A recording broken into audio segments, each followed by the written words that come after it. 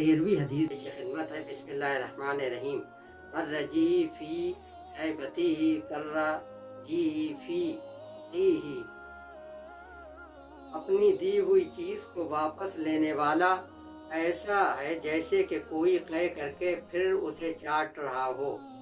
یعنی کہ اس کا مطلب یہ ہے کہ کوئی چیز بھی انسان جب کسی کو دے دیتا ہے اس سے واپس لینا بہت ہی غلط کام ہے۔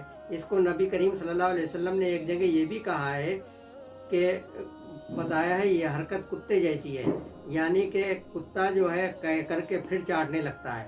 ہم دیکھتے ہی ہیں کہ جب شادی بیاہ کا موقع ہوتا ہے تو ہم اپنی عزیز رشتہ داروں کو جہیز میں تحفہ لے جا کر کے دیتے ہیں، اور وہ جو تحفہ ہم انہیں دیتے ہیں تو ہماری خواہش یہ ہوتی ہے کہ پھر یہ ہمیں دوبارہ واپس کریں، اور اگر واپس نہیں کرتے ہیں تو ہم اس پہ جو ہے جھگڑا بھی کر لیتے ہیں۔ ہم نے گاؤں دیہاتوں کے اندر تو یہ دیکھا ہے کہ وہ چیز جب دے دیتے ہیں اور جب لینے کا وقت ان کا آتا ہے تو کہتے ہیں کہ ہمیں اسی کمپنی کی اسی جیسی چاہیے۔ تو یہ نبی کریم صلی اللہ علیہ وسلم نے بالکل منع فرمایا ہے کہ یہ جو ہے غلط چیز ہے۔ ایک مرتبہ حضرت عمر فاروق رضی اللہ تعالیٰ عنہ نے گھوڑے کو فروخت کیا، اور پھر اس کو جب دوبارہ قیمتاً لینا چاہا تو اللہ کے رسول صلی اللہ علیہ وسلم نے منع فرمایا کہ یہ طریقہ جو ہے وہ صحیح نہیں ہے۔ تو ہمیں کوئی بھی چیز جب ہم کسی کو کوئی تحفہ دے دیں تو فی سبیل اللہ دیں۔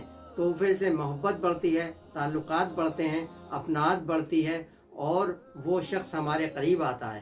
لیکن اگر ہم اس تحفے کو اس طرح دے کر کے واپس لیں، یا قیمتاً واپس لیں، یا یہ کہ ہم بتائیں کہ ہم نے تمہاری بیٹی کو فلانے وقت پیسہ دیا تھا، فلانے وقت ہم نے اس کو دیغ دی تھی، فلانے وقت ہم نے اس کو گھڑی دی تھی، اور ہماری بیٹی کی شادی ہے تو آپ ہمیں دیجئے، تو یہ جو طریقہ ہے یہ غلط ہے۔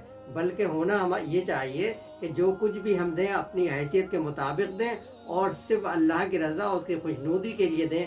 انشاءاللہ تعالیٰ جب ہمارے بیٹیوں بچوں کا وہ وقت آئے گا تو اللہ تعالیٰ ہمارا غیب سے انتظام فرمائے گا۔